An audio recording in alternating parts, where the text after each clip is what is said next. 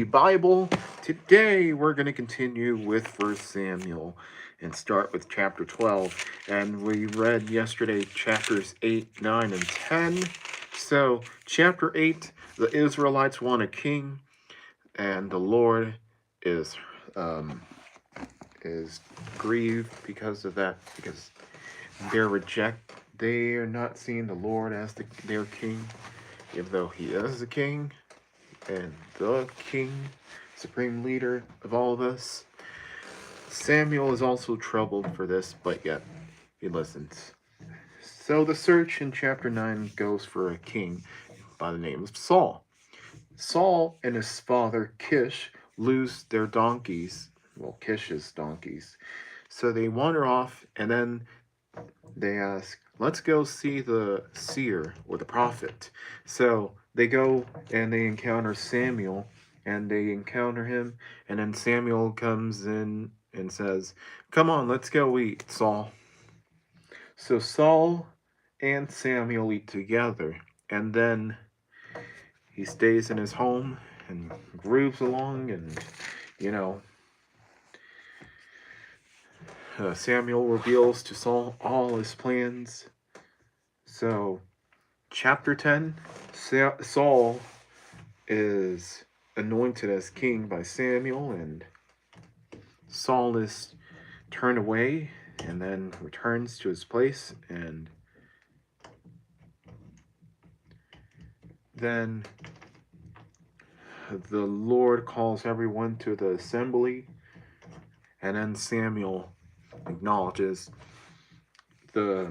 Saul as the first humanly king of Israel.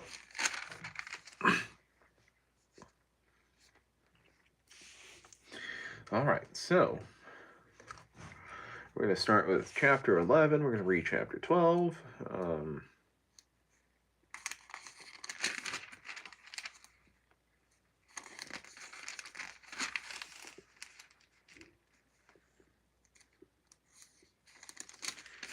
going to read, I think, chapter 14.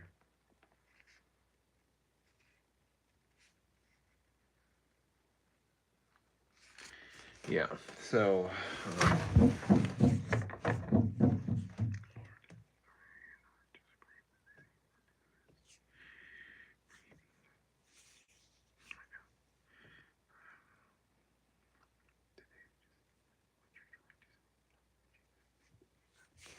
okay. So, chapter 11, Saul defeats the Ammonites.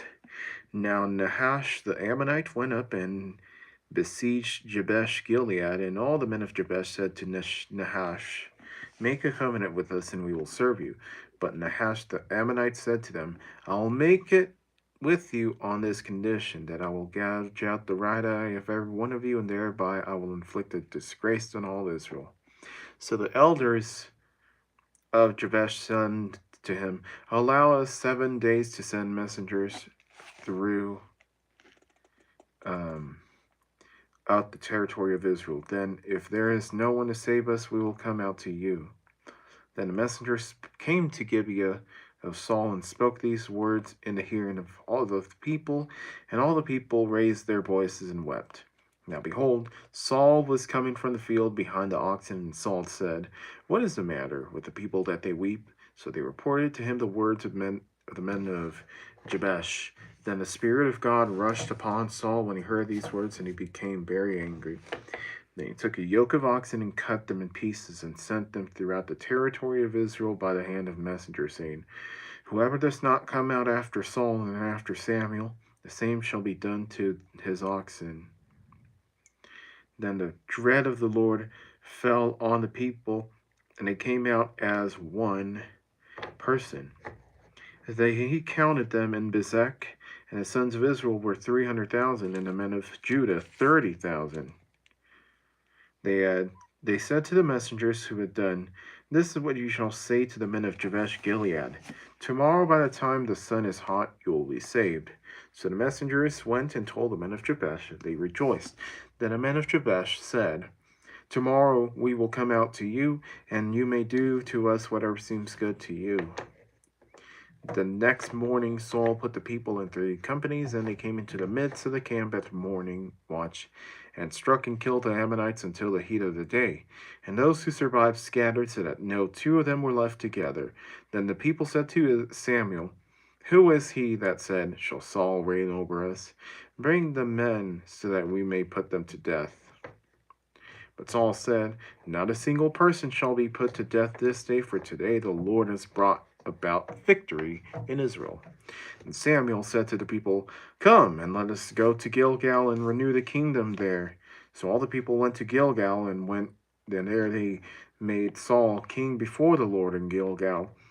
There they also offered sacrifices of peace offerings before the Lord, and there Saul and all the men of Israel rejoiced greatly.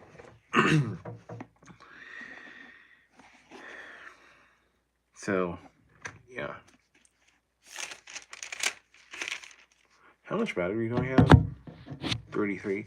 Okay, here's what I'm going to do. I'm going to read chapter 12 as well, and 13 and 14, and then we'll come back and summarize. Chapter 12, Samuel addresses Israel. Then Samuel said to all Israel, "Behold, I have listened to your voice for all that you said to me, and I have appointed a king over you. Now here is the king walking before you. But as for me, I am old and gray, and my sons are here with you, and I have walked before you since my youth to this day. Here I am. Testify against me for the Lord and his anointed. Whose ox have I taken, or whose donkey have I taken? Or whom have I exploited? Whom have I oppressed, or from whose hand have I taken a bribe to close my eyes with it? I will return it to you." And they said, "You have not exploited or oppressed us, or taken anything from anyone's hand." So he said to them, "The Lord is witness against you, and his anointed is witness when this day, that you have found nothing in my hand. That you have found nothing in my hand." And he said, "He is witness." Then Samuel said to the people, "It is the Lord who appointed Moses and Aaron, and who brought your fathers up from the land of Egypt. Now then, take your stand, though, that I may enter into judgment with you before the Lord concerning all the righteous acts of the Lord that he did for you and your fathers. When Jacob went into Egypt and your fathers cried out to the Lord, the Lord sent Moses and Aaron, who brought your fathers out of Egypt and settled them in this place. But they forgot the Lord their God. See, so he sold them into the hand of Sisera, commander of the army of Hazor, and into the hand of the Philistines, and into the hand of the king of Moab. And they fought against them. They cried out to the Lord and said, "We have sinned, because we have abandoned to the Lord and have served the Baals and the Ashtaroth. But now save us from the hands of our enemies, and we will serve you." Then the Lord sent Jerubbaal, Bedan, Jephthah, and Samuel, and saved you from the hands of your enemies all around, so that you lived in security. The king confirmed. But when you saw that Nahash, the king of the sons of Ammon, was coming against you, you said to me, "No, but a king shall reign over us." Yet the Lord your God was your king. And now, behold, the king whom you have chosen, whom you have asked for, and behold, the Lord has put a king over you. If you will fear the Lord and serve him, and listen to his voice, and not rebel against the command of the Lord, then both you and the king who reigns over you will follow the Lord your God. But if you do not listen to the voice of the Lord, but rebel against the command of the Lord, then the hand of the Lord will be against you, even as it was against your fathers. Even now, take your stand and see this great thing which the Lord is going to do before your eyes. Is it not the wheat harvest today? I will call to the Lord that he will send thunder and rain, and then you will know and see that your wickedness is great, which you have done in the sight of the Lord, by asking for yourselves a king." So Samuel called to the Lord, and the Lord sent thunder and rain that day, and all the people greatly feared the Lord and Samuel. Then all the people said to God, then all the people said to Samuel, Pray to the Lord your God for your servants, so that we do not die. For we have added to all our sins this evil by asking ourselves a king. Samuel said to the people, Do not fear. You have committed all this evil, yet you do not turn aside from following the Lord, but have served the Lord. But serve the Lord. You have committed all this evil, yet do not turn aside from following the Lord, but serve the Lord with all your heart. Indeed, you must not turn aside for then you would go after useless things which cannot benefit or save, because they are useless. For the Lord will not abandon his people on account of his great name, because the Lord has been pleased to make you a people for himself. Furthermore, as for me, far be it from me that I would sin against the Lord by ceasing to pray for you, but I will instruct you in the good and the right way.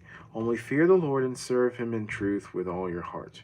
For consider what great things he has done for you. But if you still do evil, both you and your king will be swept away.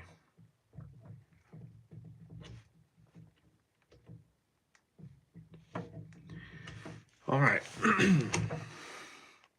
Chapter 13. War with the Philistines. Saul was 30 years old when he began to reign, and he reigned for 42 years over Israel. Now Saul chose for himself 3,000 men of Israel, of whom 2,000 were with Saul in Michmash and in the hill country of Bethel, while 1,000 were with Jonathan at Gibeah of Benjamin. But he sent the rest of the people away, each to his tent. And Jonathan attacked the garrison of the Philistines that was in Geba, and the Philistines heard about it. Then Saul blew the trumpet throughout the land, saying, Let the Hebrews hear. And all Israel heard the news that Saul had attacked the garrison of the Philistines, and also that Israel had become repulsive to the Philistines. Then the people were summoned to Saul at Gilgal. Now the Philistines assembled to fight with Israel 30,000 chariots and 6,000 horsemen, and people like the 1,000 which is on the seashore in abundance. And they came up and camped in Michmash, east of Beth Aven. When the men of Israel saw that they were in trouble, for the people were hard pressed, then the people had kept themselves hidden in caves and crevices and cliffs and crypts and in pits. And some of the Hebrews crossed the Jordan into the land of Gad and Gilead. But as for Saul, he was still in Gilgal, and all the people followed him trembling. Now we waited for 7 days until the appointed time that Samuel had set, but Samuel did not come to Gilgal, and the people were scattering from him. So Saul said, Bring me the burnt offering and the peace offerings. And he offered the burnt offering, but as soon as he finished holding the burnt offering, behold, Saul came, and Saul went out to meet him and to greet him. But Samuel said, What have you done? Hola, Dominga. God bless you. Welcome.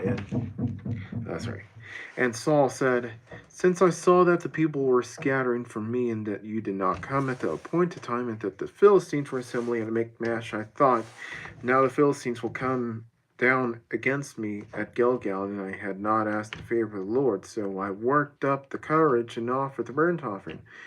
But Samuel said to Saul, You have acted foolishly. You have not kept the commandment of the Lord, your God, which he commanded you. For the Lord will now establish your kingdom over Israel forever.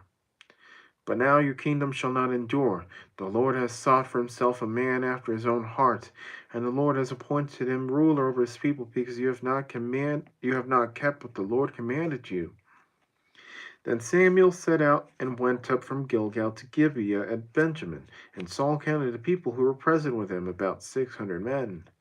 Now Saul, his son Jonathan, and the people who were present with them were staying in Gibeah of Benjamin, while the Philistines camped at Michmash. Then raiders came from the camp of the Philistines in 3 companies. One company turned toward Ophrah to the land of Shual, and another company turned toward Beth-horon, and another company turned toward the border that overlooks the valley of Zeboim, toward the wilderness. Damian Valle, God bless you, welcome in. Now, no blacksmith could be found in all the land of Israel because the Philistines said, "Otherwise, the Hebrews will make swords or spears." So all Israel went down to the Philistines, each to sharpen his plowshare, his mattock, his axe, and his hoe. The charge was 2/3 of a shekel for the plowshares, the mattocks, the forks, and the axes, and to fix the cattle goads. So it came about on the day of battle that neither sword nor spear were found in the hands of any people who were with Saul and Jonathan, but they were found with Saul and his son Jonathan. Yeah. And the garrison of the Philistines went out to the gorge of Michmash.